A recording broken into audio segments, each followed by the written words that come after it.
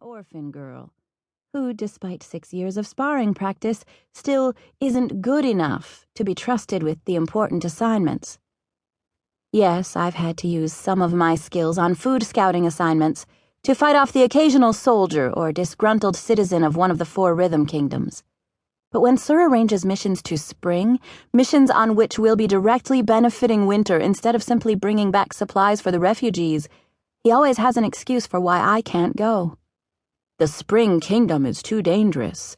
The mission is too important. Can't risk it on a teenage girl.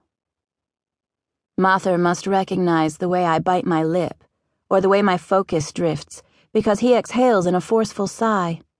You're improving, Meira, really. William just wants to make sure you can fight at close range as well as long range, like everyone else. It's understandable. I glare up at him. I'm not horrible with hand-to-hand combat. I'm just not you levels of good. Lie to Sir. Tell him I finally beat you. You're our future king. He trusts you. Mather shakes his head. Sorry. I can only use my powers for good. His face twitches, and it takes me a beat to realize the unexpected lie in what he said. He doesn't have any powers. Not really. Not like magic. And that shortcoming has been a struggle our entire lives. I sit up, plucking blades of grass to roll between my fingers, if only so I have something to do in the sudden tension. What would you use magic for? I ask, my words so weak they almost float away. You mean, besides lying to Sir for you? Mather's tone is light, but when I swing to my feet and turn to him, my chest aches at the strain on his face. No, I start. If Winter had a whole conduit again, a conduit that wasn't female-blooded, that any monarch, king or queen could harness, what would you use the power for?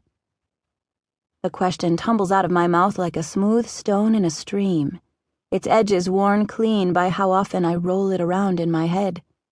We never talk about Winter's conduit, the locket that the King Angra Manyu of Spring broke when he destroyed our kingdom 16 years ago, unless it relates to a mission. It's always, we got word that one of the locket halves will be in this place at this time. Never, even if we manage to get our female-blooded conduit put back together, how will we know if the magic works when our only heir is male? Mather shifts, batting at the grass with his sword as if he's waging a personal war against the prairie. It doesn't matter what I would do with it. It's not like I can use it. Of course it matters, I frown. Having good intentions. But he shoots me an exasperated stare before I can even finish. No, it doesn't, he counters. The more he says, the faster the words come, pouring out of him in a way that makes me think he needs to talk about it too. No matter what I want to do, no matter how well I lead or how hard I train, I won't be able to force life into frozen fields or cure plagues or feed strength into soldiers like I would if I could use the conduit. The Winterians would probably rather have a cruel queen than a king with good intentions, because with a queen they at least have a chance that the magic can be used for them. It doesn't matter what I would do with magic because leaders are valued for the wrong things. Mather pants, his face tight as he hears everything he said, all his worries and weaknesses laid bare. I bite the inside of my cheek, trying not to stare at the way he winces to himself and smacks the grass again. I shouldn't have pushed it. But something deep in me always throbs with the need to say more, to learn as much as I can about a kingdom I've never even seen. Sorry, I breathe and rub my neck. Bringing up a sensitive subject while you're armed wasn't smart on my part. He shrugs, but he doesn't look convinced. No, we should talk about it. Tell that to everyone else, I grunt.